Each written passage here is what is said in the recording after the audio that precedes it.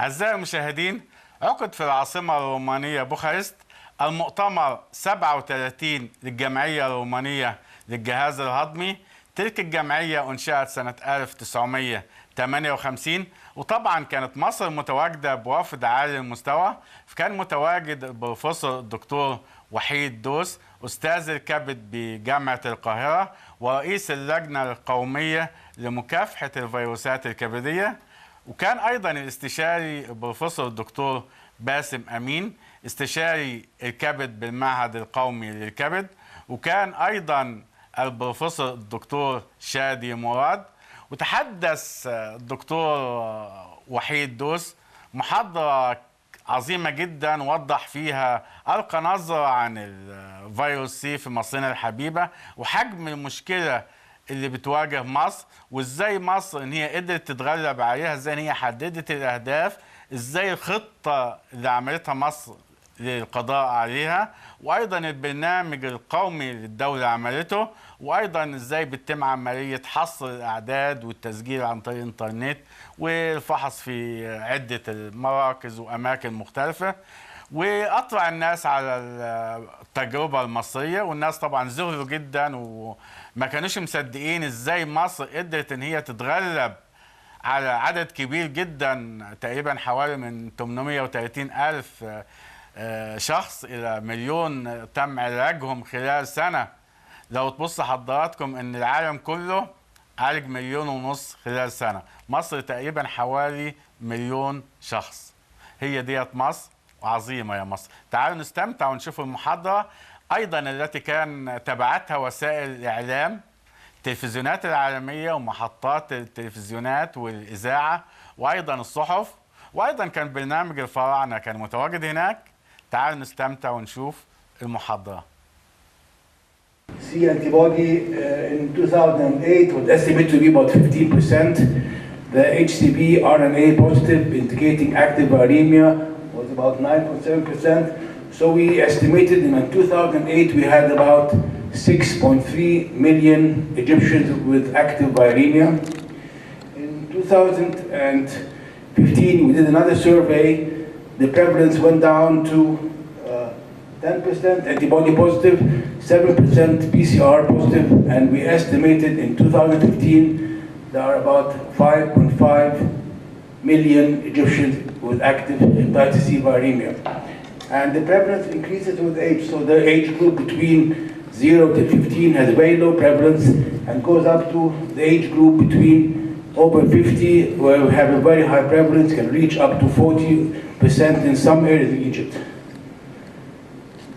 So Egypt, in terms of numbers of HCV, Egypt is the 4th in the world after China, Pakistan, India, and actually the number of viremic patients with HCV in Egypt are the same as those in 38 countries in Europe, excluding Russia and Turkey. So obviously the problem in Egypt is was very severe, and something needs to be done about it. So the estimate in 2014, we have about 5.2 million patients with chronic hepatitis, about 600,000 patients with cirrhosis, about 140,000 patients with decompensated cirrhosis, about HCC hepatoma, about 16,000. We have a total of 6 million Egyptians in 2014 where we know are infected with hepatitis C. And something has to be done about this problem. So we have about disease burden in Egypt, about 30,000 deaths annually from HCV. And unfortunately, about 160,000 Egyptians are infected every year with hepatitis C. And this burden is about $620 million in direct healthcare costs, which consumes about 4.5% of the total health expenditure. And consequently, we had indirect health cost of disability and loss of life of $2.7 billion, and about a total of $3.4 billion in economic burden, which represents 1.3% of the GDP of Egypt. A huge problem actually to be faced. So we had targets. The target was to lower the prevalence to less than 2% by 2025, and hopefully less than 1% by 2030, which is the target of the EASL target to eliminate HCV or total elimination of HCV worldwide. So we need to achieve this target. We have to increase the number of treated patients every year to about 300,000 per year. We need to increase the patients which are diagnosed with hepatitis C, and we need to decrease new infections from the peak of 160,000 now to down to 40,000 per year. Of course, this can only be done by ensuring adequate prevention measures. So we have a national treatment program, as I mentioned, was established in 2006. Until 2014, we had 26 centers all over Egypt, and we were treating until 2014 with interferon ribavirin. We treated about 350,000 patients. Obviously, about half didn't respond to treatment, and we are all anticipating the introduction of directly acting DAAs, directly acting antivirals, which were introduced into Egypt in 2014. And we introduced a web-based registration. The patients who require treatment would apply on a web-based site, and this is general information for the site. They had to fill in their ID, name, full name, phone number, and then he would get an appointment, and he'd give him the place appointment, timer appointment, and he'd go with his registration number printed, and he would have to have these tests with him available, and he would start treatment. So the number of patients registered for treatment from October 2014 till the end of 2016 was over 1.6 million patients. And this is how we started treating our patients. Initially, we started treating with Sovaldi, sofosbuvir. We had a limited supply of sofosbuvir, so we only treated F3 and F4 patients according to fibroscans. If the patient was interferon eligible, you would take Sovaldi or sofosbuvir, peginterferon ribavirin for 12 weeks. If the patient was interferon ineligible because of advanced liver disease, for instance, he would take Sovaldi, sofosbuvir, ribavirin for 24 weeks. In May 2015, we introduced simiprevir, and we're giving them for all stages of fibrosis. And then in December 2015, we started to scale up our treatment with local generics, and we categorized our patients into easy to treat and difficult to treat. Easy to treat are the patients who received Sovaldi, sofosbuvir, daclatasvir for 12 weeks. Difficult to treat are the patient who received sofosbuvir, daclatasvir, ribavirin for 12 weeks. I will explain to that how we categorize our patients. And this is our chronology of treatment protocols. So as I mentioned, 2007, 2014, we give peginterferon ribavirin. From October 2014, sofosbuvir, peginterferon ribavirin, sofosbuvir ribavirin. In May 2015, sofosbuvir, peginterferon ribavirin, and sofosbuvir, simiprevir. We abandoned sofosbuvir ribavirin. And in November 2015, daclatasvir with ribavirin and sofosbuvir. And as I mentioned, we are a limited resource country, so we negotiated with all multinational companies for a special price for Egypt. So the price for Egypt from Gilead in 2014 was $300 per 1 month box. 2015 we took from Janssen simiprevir or Olesio, $250. 2016 we took Soflet for $400. And 2016 we used Egyptian generics at a cost of about $150 per monthly box. And this is the price of the treatment sofosbuvir in Egypt compared to the price in the US and Europe, almost less than 1% of the price in Europe. By 2016, we had established 63 centers all over Egypt. The centers were distributed so no patient had to go further than 50 kilometers from his home. And as I mentioned, 1.5 patients evaluated, and over 1 million patients were treated in 2.5 years, about 1.1 million actually. And this is the HIV cascade. About 1.6 million people registered, about 960,000 patients attended our clinics, and about 450,000 we had full data for them at entry, at starting treatment, and about 109,000 patients we have full data for pre-enrollment and on treatment and after treatment. And the majority of our patients were, 2/3 were males, and about the major age group was between 51 to 60. These are the characteristics of our registered patients. And so the total number of treated in Egypt with the new DAAs from 2014-2016 was about 1,126,000 patients in the centers of the National Committee, in the Health Insurance Organization, private patients, and the other specialized army and police hospitals. And the treatment given were as follows.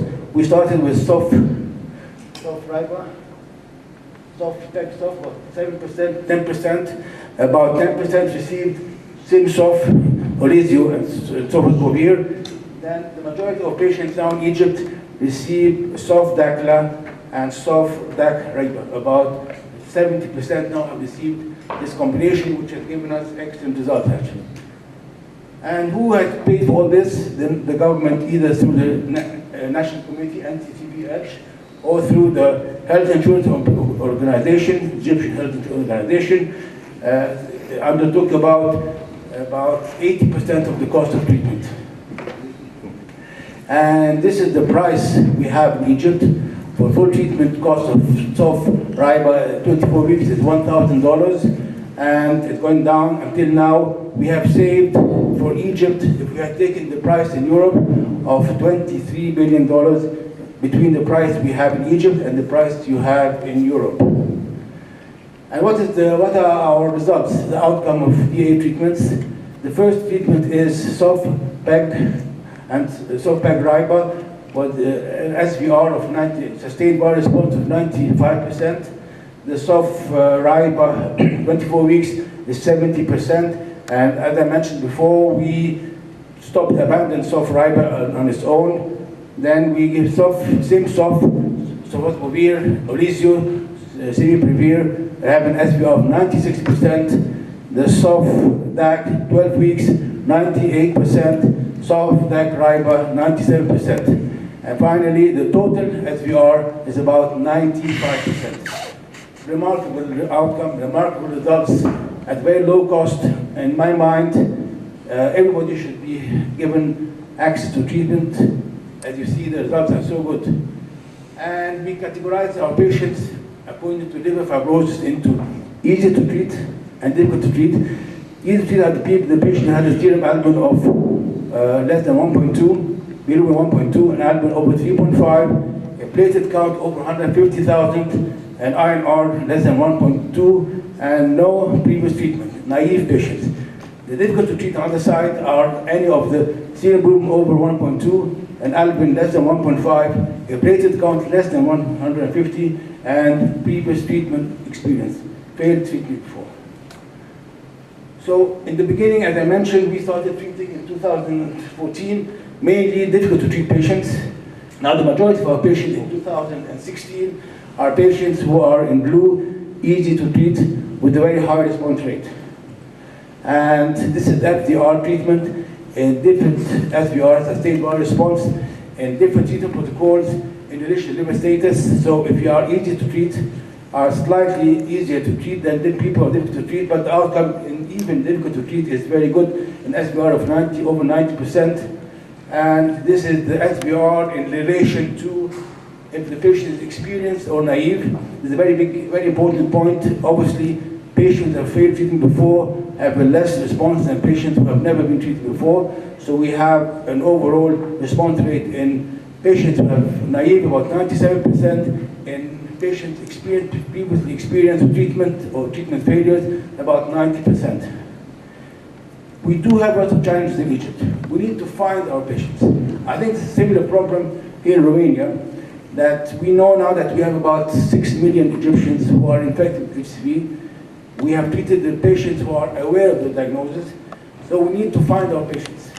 And we need to do this, the first 2 years, as I mentioned, we treated 1.16 million Egyptians, and now people don't apply anymore, because the majority of Egyptians who are aware of the illness have been treated already. So how do we find our patients? We started a very nationwide screening program. We test everybody when they do national ID at the age of 16. We test anybody who does a driver's license, usually around the age of 18. We test all university students when they enroll at the first year in university at the age of 18. And when they go to the draft, we test them between the ages of 18 and 25. But we have found very little patients. Among 20,000 military conscripts, only the prevalence is about 2%. And we did a very big study at Cairo University. We found that the zero prevalence was less than 0.5%. So obviously we need to go to the Egyptians in the higher age group. The problem is how to convince them and how to force them to be tested. The other problem we have is the cost of diagnostics. As I mentioned before, treatment has become very affordable in Egypt. But all our diagnostics, even ELISA for antibodies, PCR, are very expensive. And it's a major cost of the program now is diagnostics. So we need to simplify the monitoring and follow-up strategy, and we need to replace NAT testing, nucleic acid testing, by HCV core antigen, which would reduce the cost of PCR machines. And we need to develop local diagnostic tests, which would greatly reduce the cost further. So summary, Egypt has had a successful HCV control program so far, and the factors which have contributed to our success was identifying the problem. We had to face a very major problem we had. We had social and societal pressure for government funding. We had to push the government to fund this treatment. We have a strong political will for support. We're setting up a very big infrastructure for mass treatment. We negotiated with international pharmaceutical companies for mass purchase prices, very low prices. Our treatment is fully reimbursed or totally subsidized. We have simplified treatment decision and evaluation. And lastly, but not least, is we have in Egypt very low cost generics. So we do have HCV epidemic in Egypt, but through a program of prevention, a legal exchange program, safe medical practices, safe blood supply, maybe one day we'll have a vaccine, by screening and diagnosis, by very treatment efficacy, simple, highly efficient treatment implementation, funding, advocacy, infrastructure, public policy. We hope one day not just Egypt, but all the world will eradicate HCV. I'd like to acknowledge the members of the National Committee, Imam Wahid, Gamal Esmat, Wafa Al-Aqil, all the other members, administrators, and thank you so much.